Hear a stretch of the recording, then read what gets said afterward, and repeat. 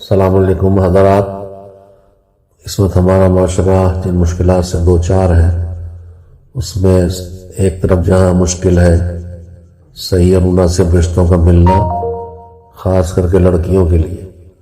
دوسری طرف تقریباً اتنی بڑی مشکل بہت تیزی سے بڑھ رہی ہے، طلاق کا بڑھ جانا، طلاق کا ریشیو مسلسل بڑھ رہا ہے، اور اس میں اس طرح کے حادثات ہوتے ہیں کہ بس ایک شب کے لیے آئی پھر چلی گئی، روک لیا گھر والوں نے، نہیں بھیجا، رخصتی نہیں کی، یہ سب مسائل ہوتے ہیں، پھر جھگڑے ہوتے ہیں۔ پہلا حکم قرآن تو یہی ہے کہ دونوں طرف کے بزرگ بیٹھ کے بات کریں، اس کے بعد فیصلے لیں اور کوشش کریں ملانے کی، توڑنے کی نہیں۔ دوسری بات یہ ہے کہ جو لڑکیاں گھر بٹھا لی جاتی ہیں، ماں باپ اس وقت ہے موجود، صاحب حیثیت بھی ہیں، بھائی بھی ہیں، ابھی شادیاں نہیں ہوئی ہیں، چل رہی ہے گاڑی، لیکن دھیرے دھیرے ماں باپ سر سے اٹھیں گے، بھائیوں کی شادیاں ہوں گی،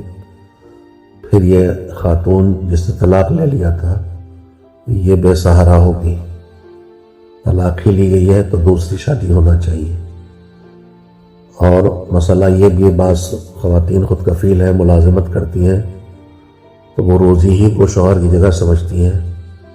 اور ملازمت کرتی ہیں، کوئی ہاتھ کا کام بھی آتا ان کو کہ اپنی روزی ہم چلا لیں، شوہر کا کیا کام ہے۔ لیکن تصور غلط ہے دونوں طرف سے، مرد کتنا ہی کمائیاں کر لے، کچھ بھی کر لے، لیکن بغیر عورت کی زندگی صحیح نہیں چل سکتی، اور عورت کتنی مالدار ہو، کتنی باشعور ہو، کسی بڑے منصب پہ ہو، کسی بڑے خاندان سے ہو، لیکن اللہ نے بنایا ہی اس کو ہے کہ مرد کے ساتھ زندگی بسر کرے، لہذا رشتے توڑنے کے اسباب ڈھونڈ کے ان کو حل کیا جانا چاہیے۔ ان میں سے ایک اہم بات یہ دیکھی ہے کہ شاید پہلے سے ماں باپ ٹھیک سے بیٹی اور بیٹے کو شامل نہیں کرتے، یا دباؤ ڈال دیتے ہیں، ان کی خواہش کہیں اور کی ہے، یہ کہیں اور ہو جاتی ہے شادی، اور پھر وہ مختلف بہانوں سے وہ شادی ٹوٹ جاتی ہے۔ دونوں طرف یہ مسئلہ ہوتا ہے، صرف لڑکے کی طرف سے نہیں ہوتا ہے، بچیوں کی طرف سے مسئلہ ہونے لگا ہے۔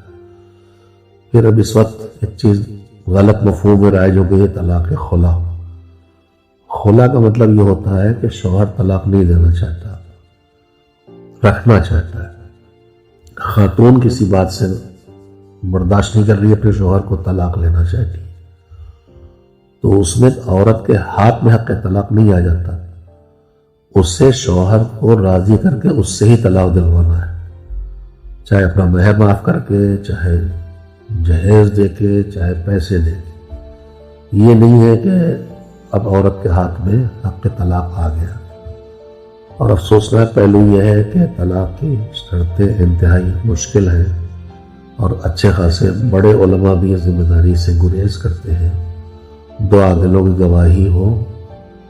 اور طہارت ہو اور شرطیں ہیں، اور بعد میں کیسز ہوتے ہیں، اس میں لوگ پریشان ہوئے ہیں، جیل تک کی نوبت آئی بڑے بزرگ علماء کی، تو ایک کاروباری لوگ نکل آئے ہیں کہ اتنے ہزار دیجیے طلاق لیجیے، یہ حرام ہے جو کر رہے ہیں، اور ایسی طلاق ہوتی ہی نہیں ہے، لہذا دوسری شادی بھی زنائے محسنہ کہلائے گی، شادی شدہ کے ساتھ بدکاری۔ یہ بہت اس وقت رائج ہے، میں مجبوراً معاشرے کی باتیں کہنے پہ مجبور ہوں۔ صحیح صورتحال یہ ہے کہ سب کو اس کا اختیار ہی نہیں ہے کہ وہ لڑکی طلاق لینا چاہے اور لڑکا نہیں دے رہا ہے تو وہ طلاق کا صیغہ لڑکے کی طرف جاری کر دے، یہ ولی فقیہ کا مرجع کا اختیار ہے، اور مراجع بھی اپنے ہر وکیل کو بھی اس کا اختیار نہیں دیتے۔ میں خود یہ مسئلے پوچھ چکا ہوں، وکالت کا مطلب حق طلاق نہیں ہے، وہ الگ مسئلہ ہے، اس کے لیے الگ سے اجازت ملتی ہے۔ میں نے لکھا ان کو کہ یہاں مسائل بہت زیادہ ہیں، کا حل تو ان کا ایک ایک کیس میرے پاس بھیجا جائے، میں اس کا جواب دوں گا، یعنی وہ کسی کو آسانی سے اس پر تیار نہیں ہے کہ اسی کے حوالے کر دے کہ وہ خود طلاق کے فیصلے کیا کرے، ولی فقیہ کی طرف سے یا مرجع کی طرف سے۔ آج اسے تماشا بنا دیا گیا ہے، لوگ کہیں سے بھی جھوٹ موٹ طلاق پڑھوا کے غلط سلط دوسری شادی کر دیتے ہیں۔